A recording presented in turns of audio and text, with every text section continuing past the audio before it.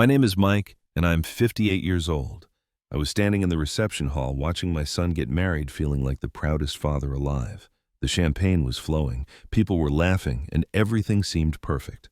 But in less than 2 hours, I would be escorted out of that wedding by security, humiliated in front of 100 guests, all because I refused to hand over my $940,000 house to my son. I never saw it coming. Before I tell you what happened next, I would love to know where you are watching this from. Drop your location in the comments below. If you have ever trusted someone completely only to have them betray you in the worst possible way, go ahead and hit that like button. And please subscribe, because this story takes some turns you will not believe. Now, let me take you back to how this all started. I need to give you some background so you understand why this hurts so much. I am 58, a retired civil engineer who spent 35 years building bridges and highways across New England. I retired 2 years ago, not because I wanted to, but because my body started telling me it was time. My back could not handle the site inspections anymore, and honestly, after my wife passed, I did not have the same drive. My wife Caroline died 5 years ago from pancreatic cancer. It happened fast, 6 months from diagnosis to the end. We had been married for 33 years, and losing her felt like losing half of myself. She was the kind of woman who made a house feel like a home. She would spend hours in our garden planting roses, talking to the flowers like they were her children. Our house, the one at the center of this whole mess, was not just a property to us. It was where we raised our kids, where we celebrated every Christmas, where Caroline took her last breath in our bedroom with me holding her hand. We bought that house back in 1995 for $180,000.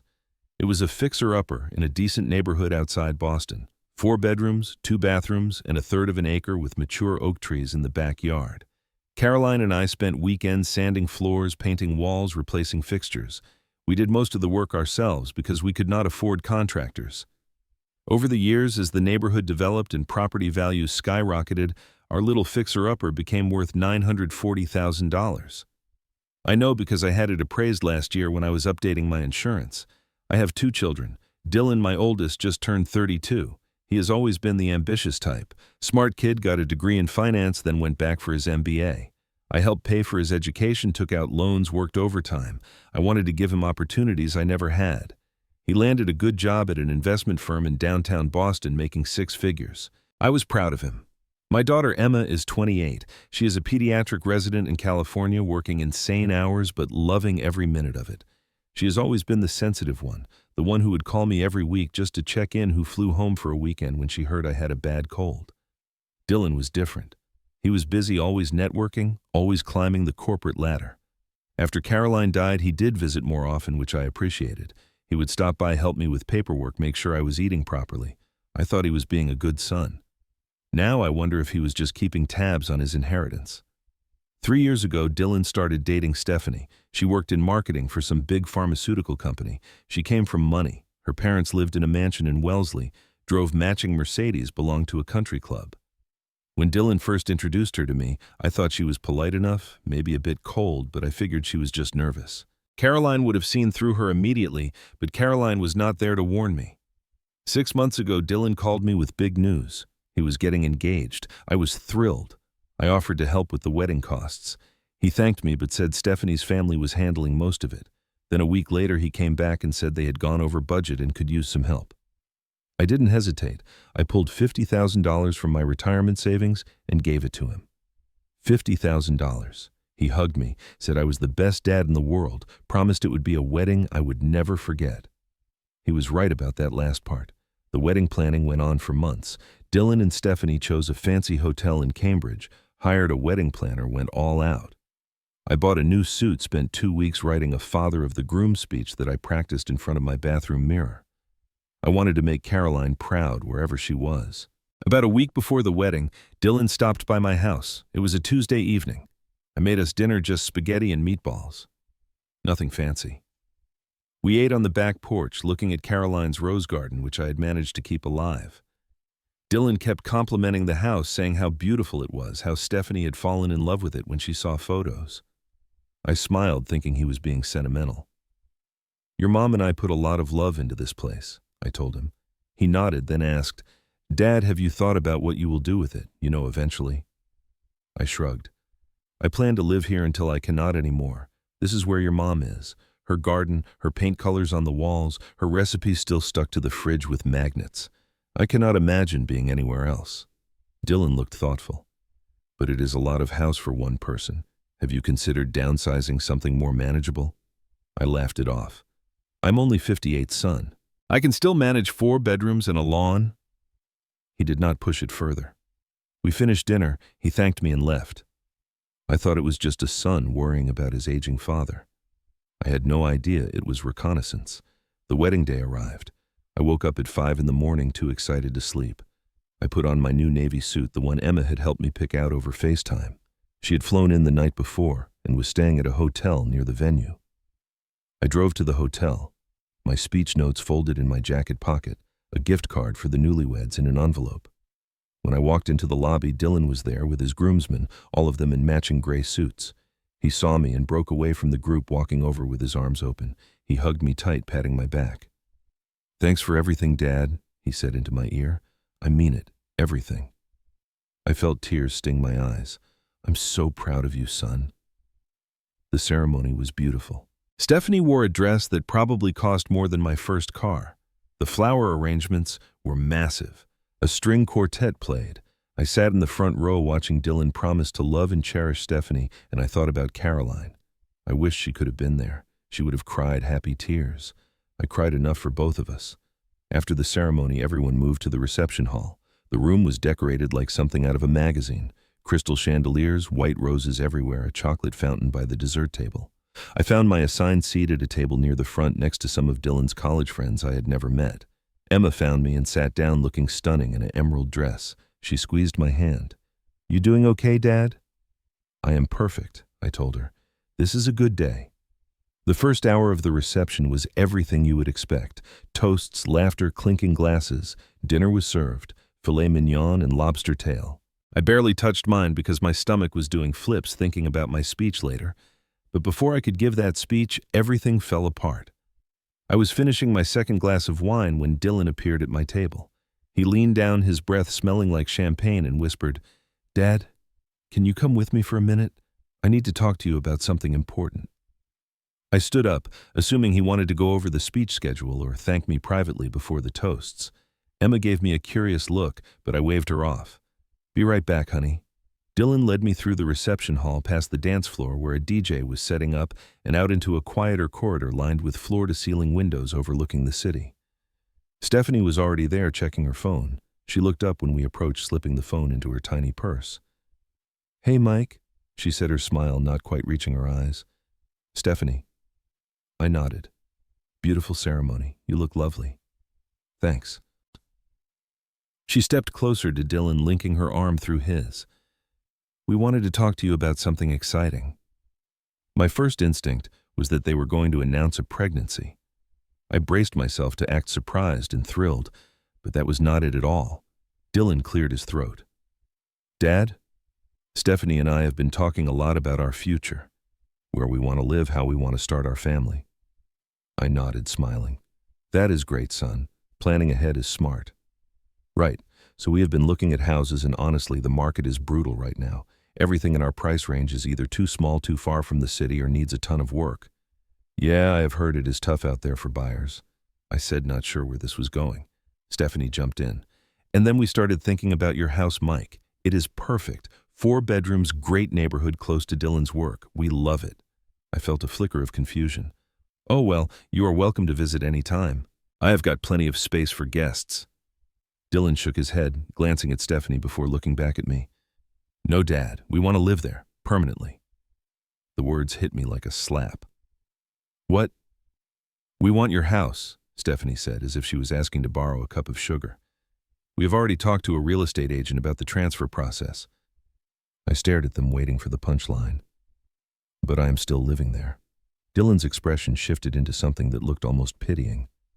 "We know, Dad. That is why we thought maybe you could move to a smaller place, something more suitable for someone your age, maybe one of those nice senior communities with activities and meal plans."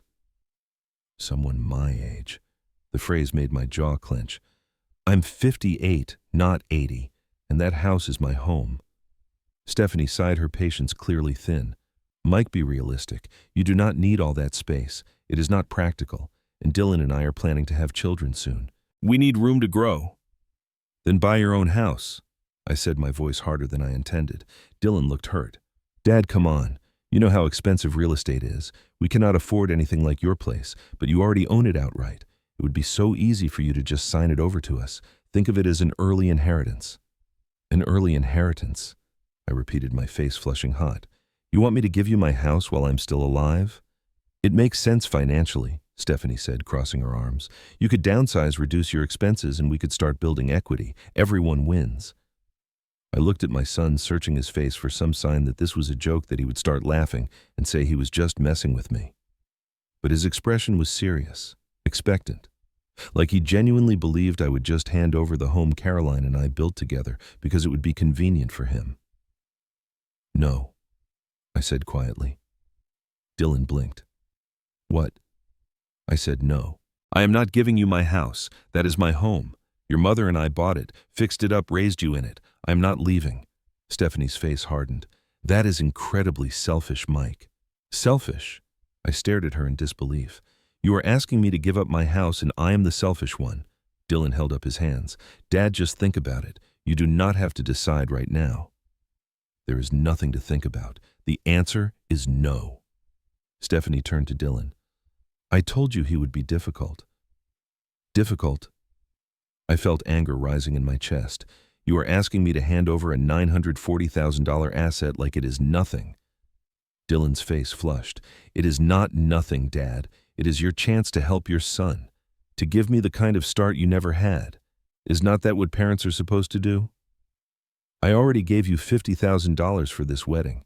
I paid for your education. I have helped you your entire life. And now I need this, Dylan said, his voice rising. I need this house, Dad. Stephanie and I have plans. We have told people. Her parents expect us to settle down properly. Then you should not have made promises you could not keep. I turned to leave, needing to get away from this conversation before I said something I would regret. We will talk about this later, Dylan called after me. When you have had time to calm down. I did not respond. I walked back into the reception hall, my heart pounding, my hands shaking.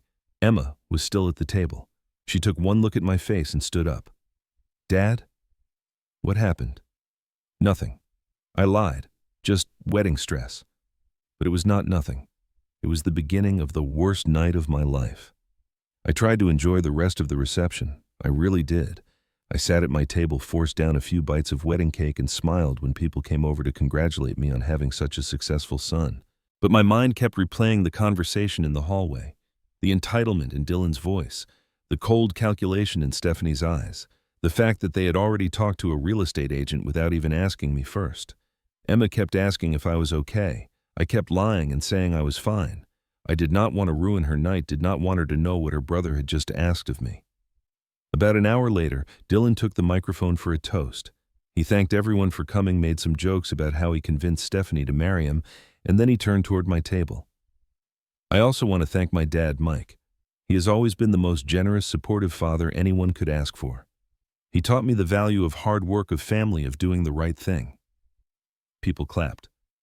I tried to smile, but my face felt frozen. Then Dylan continued. And today, he has given Stephanie and me the most incredible wedding gift. My stomach dropped.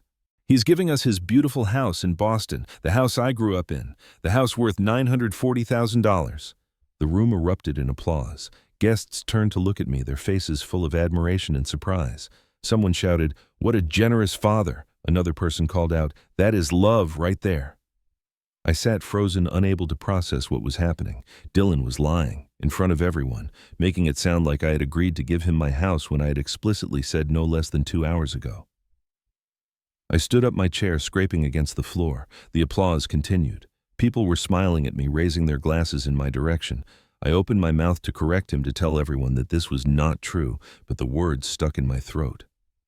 Stephanie appeared beside me, wrapping her arms around me in a hug that felt more like a trap. "Thank you so much, Mike," she said loudly for everyone to hear. Then she leaned in close to my ear and whispered, "Do not ruin this. Just smile and play along." I pulled away from her, my face burning. The music had stopped. Everyone was looking at us. Dylan was still on the microphone, grinning like he had just won the lottery. "Wait," I said, my voice coming out rougher than I intended. "That is not what happened." The room started to quiet. Confused murmurs rippled through the crowd. Dylan's smile faltered. "Dad, what are you talking about? I never said I would give you my house." My voice was louder now, fueled by anger and betrayal. "You asked, I said no." The silence in the room was deafening. 100 pairs of eyes were on me. Dylan's face went pale, then red. "Dad, you are confused," he said into the microphone, trying to laugh it off. "We talked about this. You said you wanted to help us get started." "I said no," I shouted, not caring anymore who heard. "I told you no, and you were up there lying to everyone." Gasps echoed around the room. Stephanie grabbed Dylan's arm, whispering something urgently. Dylan's expression shifted from shock to something cold, something I had never seen on my son's face before.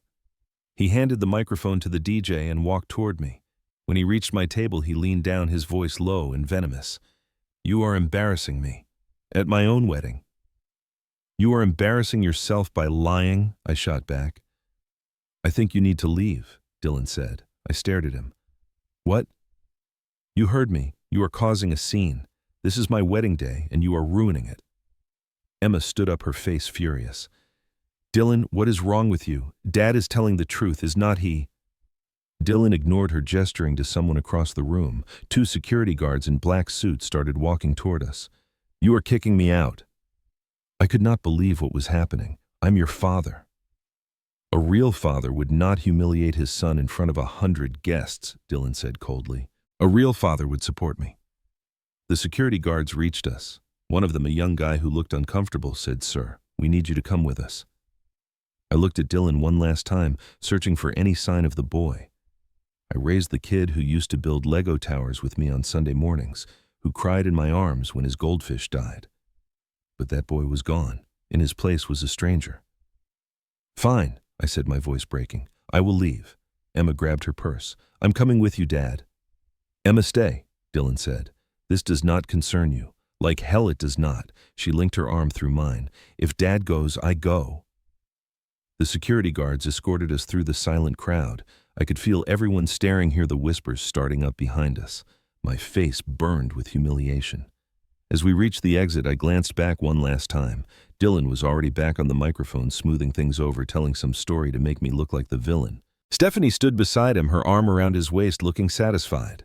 Emma and I stepped out into the cool night air. The door closed behind us, muffling the sounds of the party continuing inside. I stood on the sidewalk, my chest tight, struggling to breathe. "Dad," Emma said softly, tears running down her face. "I'm so sorry." I pulled her into a hug, and we stood there together, 2 people who no longer recognized the man we thought we knew. Emma drove me home that night. We didn't talk much during the ride. What was there to say? My son had publicly humiliated me, lied about me in front of 100 people, and kicked me out of his wedding because I would not give him my house. Every time I tried to make sense of it, my mind just spun in circles. When we pulled into my driveway, Emma turned off the engine but didn't move to get out. She sat there, gripping the steering wheel, staring straight ahead. "I cannot believe him," she finally said.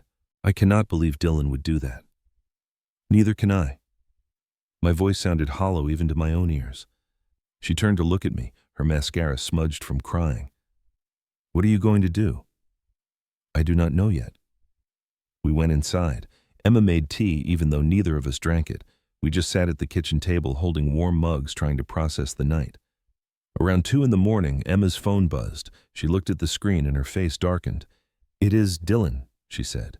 "He is asking where I am, saying I embarrassed him by leaving." "Do not answer," I told her. She set the phone down, face down on the table. "I'm staying here tonight. I'm not going back to that hotel." I did not argue. I was grateful for the company. We eventually moved to the living room. Emma fell asleep on the couch. I sat in my recliner, Caroline's old blanket over my lap, staring at the family photos on the mantel. Pictures of Dylan as a baby, as a Little League player at his high school graduation. When had he changed? Or had he always been this way, and I just could not see it?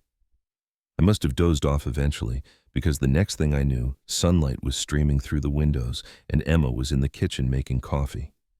My back ached from sleeping in the chair. My head pounded. For a blissful moment, I forgot what had happened. Then it all came rushing back. Emma brought me coffee and toast. You need to eat something, Dad. I picked at the toast but could not stomach more than a few bites. My phone, which I had silenced the night before, showed 17 missed calls, 12 from Dylan, 5 from numbers I did not recognize, probably wedding guests wanting to know what had happened. You should call Tom, Emma said.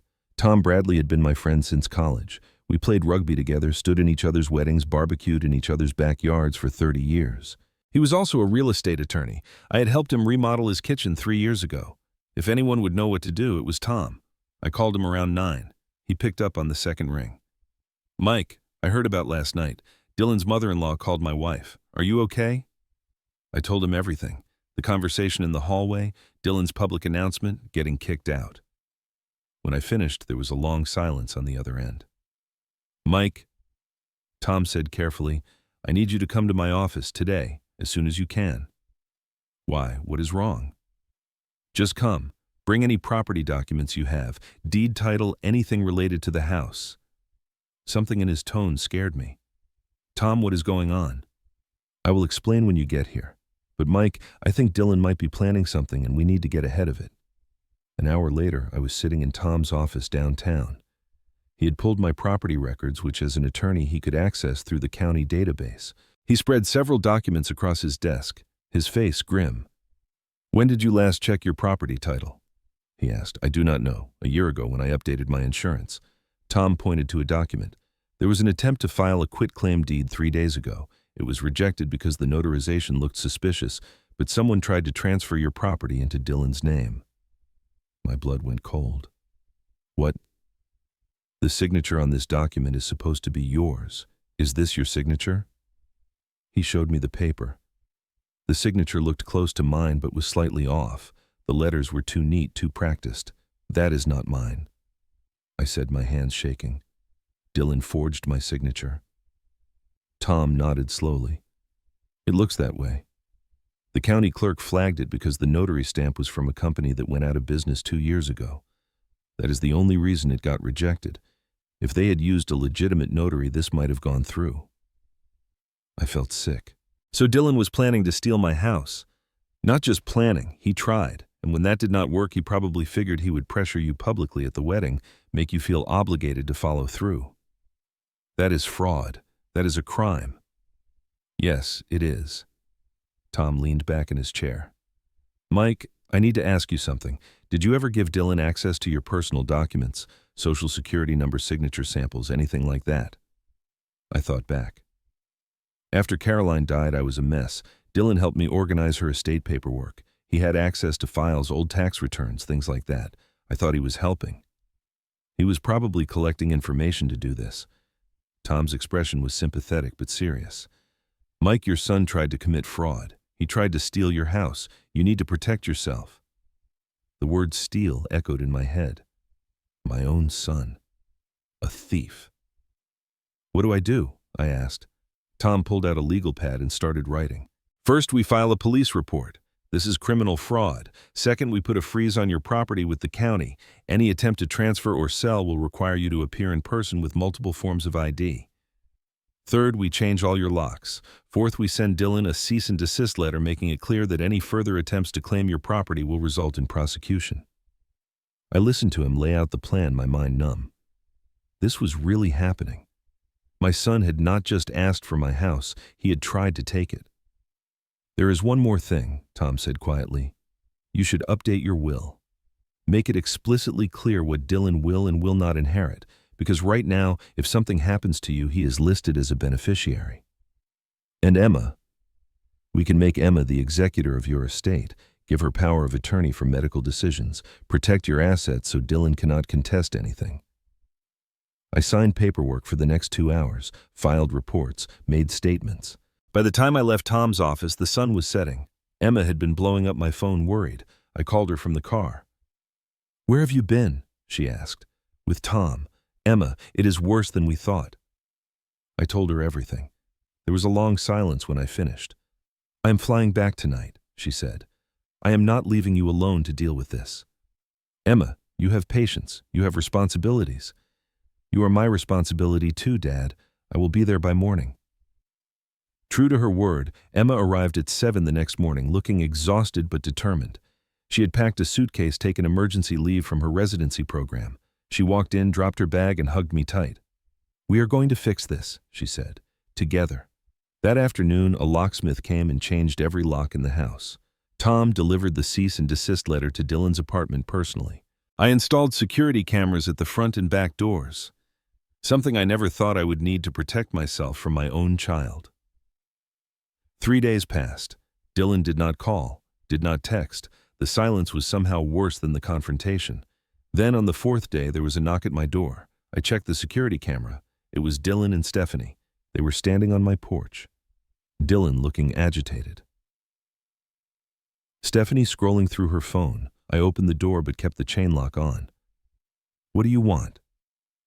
Dylan's eyes were bloodshot. "We need to talk, Dad. We have nothing to talk about.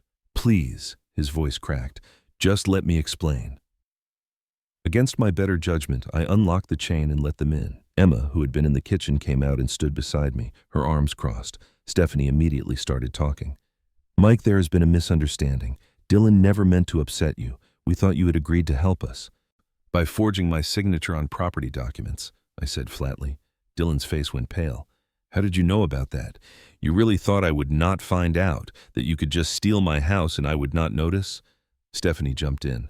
"It was not stealing. It was a transfer of assets within a family. Perfectly normal.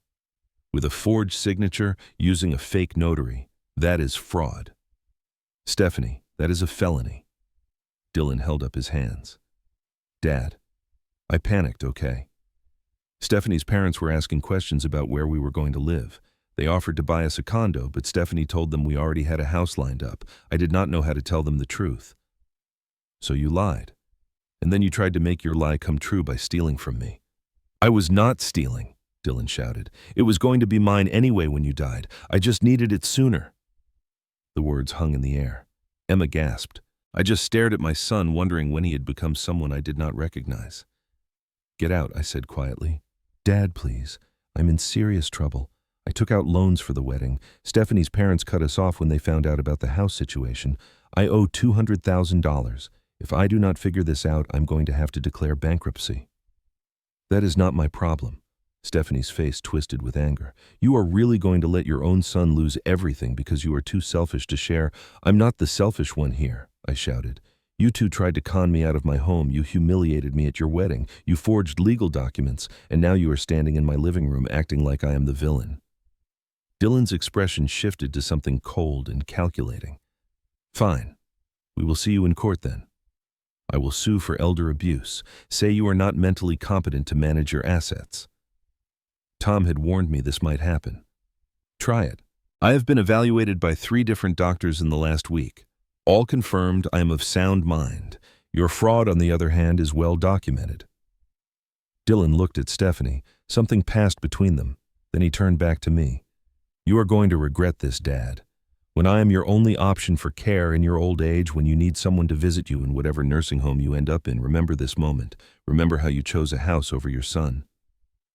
"I chose my dignity over your greed," I said. "There is a difference. Now get out of my house before I call the police." They left. Emma locked the door behind them. We watched through the window as they got in their car and drove away. I sank into a chair, suddenly exhausted. "You did the right thing, Dad," Emma said. I wanted to believe her, but all I felt was empty. The weeks that followed were a blur of legal proceedings and painful realizations. Tom filed a formal police report detailing Dylan's attempted fraud. The district attorney decided not to prosecute, saying it would be hard to prove intent since Dylan was family, but the report was on record. That mattered for what came next. Dylan's threats about suing me for elder abuse never materialized, probably because Tom sent him a letter outlining exactly what evidence we had of his fraud and how pursuing any legal action would result in criminal charges. The letter also included a demand that Dylan repay the $50,000 I had given him for the wedding within 90 days. I did not expect to see that money, and I did not. But I wanted him to know there were consequences. Stephanie's parents, once they learned the full truth, were apparently horrified. Emma heard through mutual friends that they had offered to pay for an annulment, but Stephanie refused. She and Dylan were stuck with each other, at least for now. Their marriage, already strained by financial pressure and public embarrassment, was reportedly falling apart. I would have felt sorry for Dylan if I was not so hurt. Emma stayed with me for 3 weeks before she had to return to California. Those weeks were healing in ways I did not expect. We cleaned out the attic, sorted through Caroline's things that I had been avoiding for 5 years. We cooked together, watched old movies, talked about everything except Dylan. Well, almost everything. One night, about 2 weeks into her stay, Emma and I were sitting on the back porch watching fireflies in the garden. She had a glass of wine. I had my usual evening tea. "Dad," she said carefully, "can I ask you something?" "Of course." "Do you think Dylan was always like this? Or did something change him?" I had been asking myself the same question. "I do not know, honey. I keep going back through memories looking for signs I missed. Maybe I spoiled him. Maybe losing his mom affected him more than I realized. Or maybe this is just who he is and I did not want to see it." "You did not spoil him. You loved him. There is a difference. I loved you both the same, but you turned out different." Emma was quiet for a moment. "I think Dylan always measured his worth by what he had. The right school, the right job, the right wife, the right house. Maybe that is partly because he grew up watching you and Mom work so hard for what you had. He wanted the results without the work." It was a generous interpretation, more generous than Dylan deserved, but Emma had always been the peacemaker. "Do you think he will ever apologize?" I asked. Emma looked at me with sad eyes. "I do not know, Dad. I hope so. But I'm not sure he thinks he did anything wrong." She was right, as it turned out. Dylan never apologized, never reached out except through lawyers. The only communication I got from him was a text message 6 weeks after the wedding that said, "When you are ready to be reasonable, you know where to find me." I deleted it. Around that same time, I got a call from Stephanie's mother. I almost did not answer, but curiosity got the better of me. "Mike," she said, her voice tight, "I owe you an apology. We were told a very different version of events. We genuinely believed you had offered Dylan the house." "He lied to you too," I said. "Yes, and we are deeply embarrassed. For what it is worth, we have cut Dylan and Stephanie off financially until they sort out their situation honestly. We do not reward deceit in our family." I thanked her and hung up. It was a small vindication, but it did not ease the pain. Tom helped me draft a new will. In it, I left the house to Emma. Dylan would receive a token amount, $1 specifically, to prevent him from contesting the will by claiming he had been accidentally forgotten. The will also included a letter explaining exactly why I was making this choice. Tom advised me to be factual, not emotional, so the letter simply stated the facts. Dylan's attempted fraud, his lies, his public humiliation of me. If he wanted to fight it after I was gone, he would have to do it knowing everyone would read about what he had done. I also set up a trust for Emma to ensure she would not be burdened with estate taxes or legal challenges. Tom assured me it was airtight. Dylan could hire the best lawyers in Boston, and they would not be able to break it. With the legal work done, I tried to rebuild my life. I joined a book club at the local library, started volunteering at a community garden teaching people how to grow vegetables. I even adopted a dog, a senior golden retriever named Bailey, who had been at the shelter for months. Nobody wanted an old dog, the shelter worker said. I told her old dogs were often the best companions. Bailey and I understood each other. Life slowly found a new rhythm. Quieter than before, lonelier in some ways, but also cleaner. I was not waiting for phone calls that never came or making excuses for someone who did not deserve them. Then, 2 months after the wedding, Dylan showed up at my house again. This time he was alone. No Stephanie, no lawyers, just him standing on my porch at 7 in the morning on a Tuesday, looking like he had not slept in days. I debated not answering, but something in his posture, the slump of his shoulders, made me open the door. "Dylan," I said neutrally. "Dad." His voice was hoarse. "Can I come in, please?" I hesitated, then stepped aside. He walked in slowly, looking around the living room like he was seeing it for the first time. Bailey, my new dog, growled softly from his bed in the corner. Even the dog knew something was off. Dylan sat on the edge of the couch, his hands clasped between his knees. I stayed standing, arms crossed. "Stephanie left me," he said finally. "Filed for divorce last week." I did not respond. What was there to say? I was sorry I was not. Her family convinced her I was a loser, that I had deceived everyone. She took half of what little we had and moved back in with her parents. "You did deceive everyone," I pointed out. "I know." He looked up at me, and for the first time since this whole mess started, I saw something that looked like genuine remorse. I know what I did, Dad. I know it was wrong. I was desperate and stupid and selfish. Yes, you were. Stephanie, she wanted this perfect life. The big house, the fancy wedding, keeping up with her friends. I got caught up in it. I started thinking I deserved it just because I wanted it. So you tried to take it from me. He nodded, tears running down his face. I convinced myself it was okay, that you did not really need the house, that you would be fine somewhere smaller. I made you the villain in my own head so I could justify what I was doing. I sat down in the recliner across from him, suddenly tired. Do you have any idea how much you hurt me, Dylan? Not just the house, the lying, the public humiliation. You kicked me out of your wedding. I know.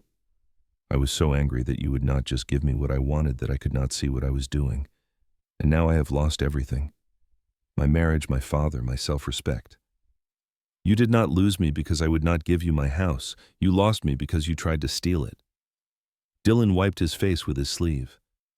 I am not here to ask for forgiveness. I do not deserve it. I just wanted you to know that I understand now. I understand what I threw away, and I'm sorry. Even if you never speak to me again, I needed you to hear that. We sat in silence. Bailey got up from his bed and wandered over to sniff Dylan's shoes. Dylan reached down automatically to pet him. What are you going to do now? I asked.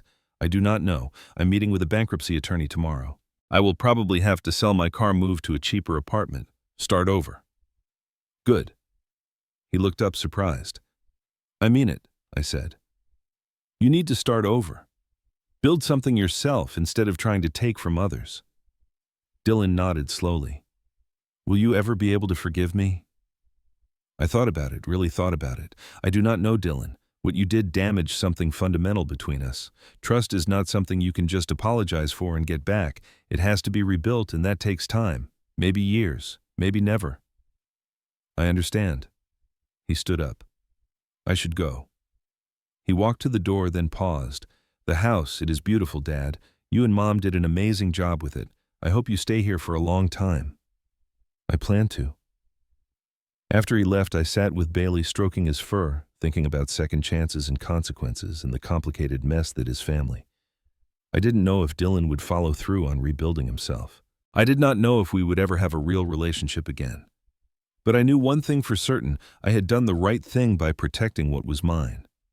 It has been 6 months since the wedding, 6 months since my life exploded and then slowly reassembled itself into something new. I'm still in my house, the one Caroline and I built together. The roses she planted are blooming again this spring, bright red against the white fence. I take care of them every morning, talking to them the way she used to, feeling close to her in those quiet moments. Dylan and I talk occasionally now, short phone calls every few weeks. He tells me about his progress paying off debt, about his new job at a smaller firm where the pay is less, but the pressure is lower.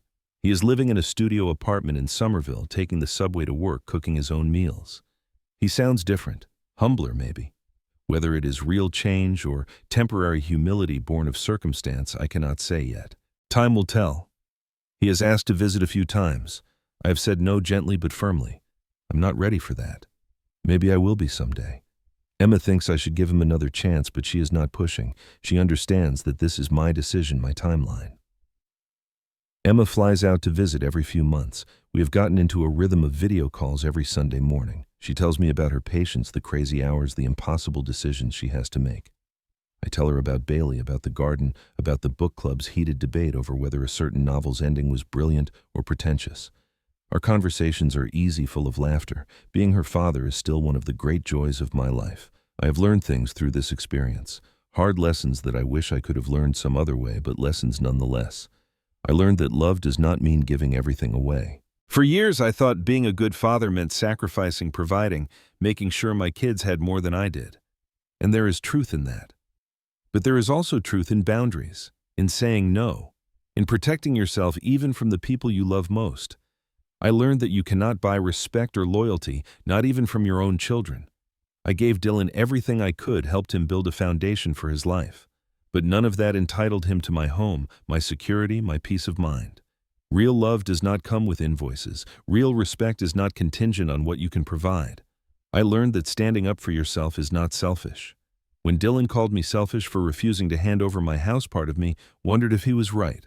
Was I being unreasonable? Was I choosing property over family? But I was not choosing property. I was choosing dignity. I was choosing to not be manipulated and stolen from. That is not selfish. That is survival. Most importantly, I learned that being a good father does not mean protecting your children from every consequence. It means teaching them to build their own lives, to work for what they want, to understand that the world does not owe them anything. I thought I had taught Dylan those lessons. Maybe I did and he forgot them. Or maybe I failed him somewhere along the way by making things too easy. Either way, the best thing I could do for him was to let him face the consequences of his choices. This house is not just walls and a roof and a mortgage that has been paid off. It is a lifetime of memories. It is Caroline humming in the kitchen while she made Sunday breakfast. It is Dylan and Emma's height marks on the doorframe of the hallway closet, tracking their growth from toddlers to teenagers. It is late-night talks with my wife about dreams and fears and whether we were doing this parenting thing right. It is every board I sanded, every wall I painted, every garden bed I dug. No one, not even my own son, had the right to take that away from me. And I'm glad I fought for it. I'm glad I stood my ground even when it meant standing alone. If you are watching this and facing something similar, if someone in your life is demanding you sacrifice your security, your home, your peace for their benefit, I want you to know something.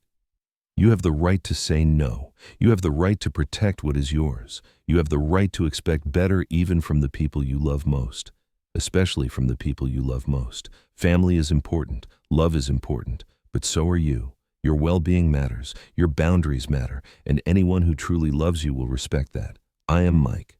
I'm 58 years old. And I'm still standing in the home I built with my own two hands. I plan to stay here tending Caroline's Rose's cooking meals in the kitchen, where we raised our family, sleeping in the bedroom where I held my wife's hand as she took her last breath. This is my home, and I protected it. Now let me ask you something. Have you ever had to choose between keeping the peace and protecting yourself? Have you ever been pressured to give up something important because someone claimed you owed it to them? Drop a comment below and share your story. I would love to hear how you handled it, and if this story resonated with you. Please hit that like button. Subscribe to this channel if you want to hear more stories about standing up for yourself and navigating complicated family dynamics. Share this video with someone who might need to hear it, someone who is struggling with their own boundaries. Your comments, likes, and shares help this story reach people who need it most. Thank you for listening to my story. I hope it helps you find your own strength when you need it. Take care of yourselves. Protect what matters, and remember that choosing yourself is not selfish, it is necessary. I wish you all peace, courage, and the strength to stand firm when it matters most.